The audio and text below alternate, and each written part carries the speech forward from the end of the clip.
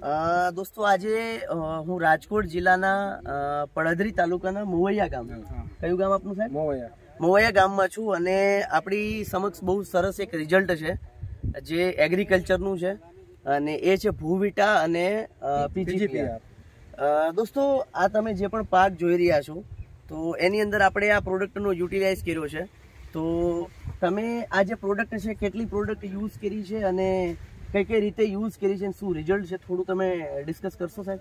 Sir, મેં 2 વીઘામાં 4 kilo ભૂવિટાનો પાયાના ખાતર તરીકે ઉપયોગ કરેલો છે. ઓકે, ભૂવિટા યુઝ કર્યું છે. ભૂવિટા ઓકે, 2 કિલો પર એકર, 1 વીઘો. ઓકે, 1 વીઘાની અંદર 2 કિલો. ગુડ. ઓકે, અને 20 ml પીજીપીઆર છંટકાવ કરેલો. Okay okay. દોસ્તો તમે જોઈ રહ્યા છો અહીંયા બોર્ડ લગાવ્યું છે, જે બોર્ડની અંદર આપણે વૈદિક એગ્રો ભૂવિટા જે યુઝ કર્યું છે, જે ટોટલી પાક આ બાજુ છે. તો સંજયભાઈ તમે જ બતાવશો કે આ ભૂવિટા યુઝ કર્યું છે એમાં શું ડિફરન્ટ છે અને બીજા પાકમાં શું ડિફરન્ટ છે?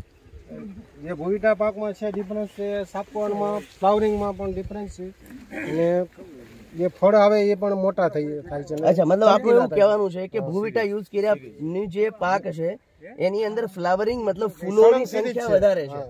ઓકે, અને ટોટલી સિરીઝ ના રૂપમાં છે અને ફળ બી એમાં સેટ થઈ ગયા છે. ઓકે, બીજો મેઇન શું ડિફરન્સ છે ફૂલ ચાપા ખરવામાં? એમાં કઈ પીજીપીઆર થી ખરવામાં પણ થોડોક ડિફરન્સ છે, ઓછા ખરે.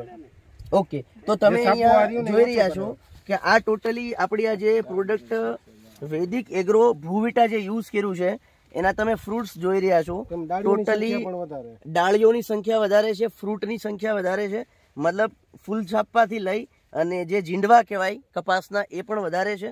અને આ બાજુનું જે આપણી ટોટલી ખેતી છે એની અંદર આપણે ભૂવિટા યુઝ નથી કર્યું. એમાં મેઇન ડિફરન્સ શું છે સંજયભાઈ, આપ જ બતાવો. એમાં ડિફરન્સ તમને ચોખ્ખો દેખાય જ છે કે સિરીઝમાં સાપવા નથી.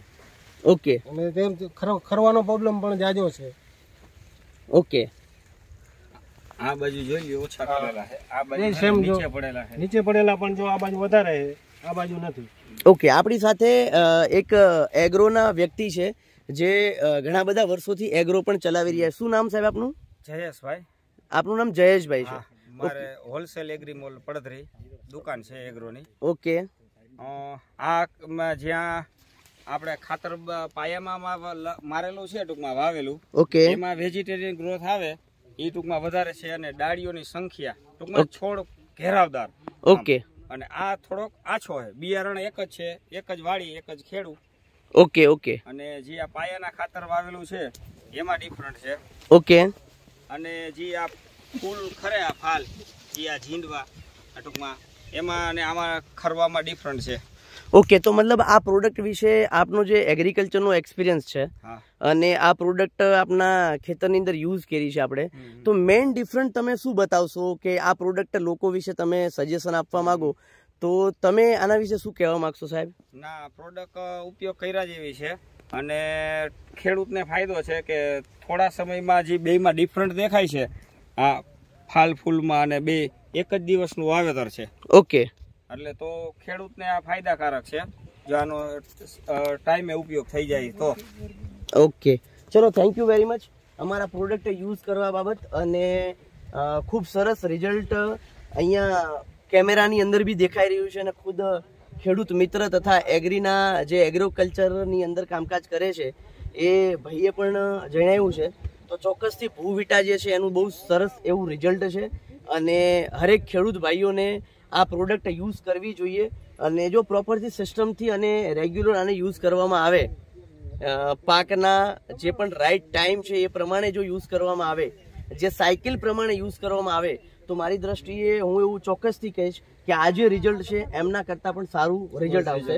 એક વખત ફરી આ જે પણ ગ્રામજનો છે, અહીંયા ખેડૂતો બી બહુ સારા ઘણા બધા લોકો જે છે એ અહીંયા આ જ મિટિંગ બાબતે અહીંયા આવ્યા છે. અને અમારા સિનિયર લીડર મનીષા મેડમ બી અહીંયા છે, રંજન મેમ તરબતા બી છે, જે આજે આ પ્રોડક્ટ અને આ પાક વિશેની ઇન્ફોર્મેશનની અમારી મિટિંગ સાથે આ એક સારું એવું રિઝલ્ટ છે. Thank you very much.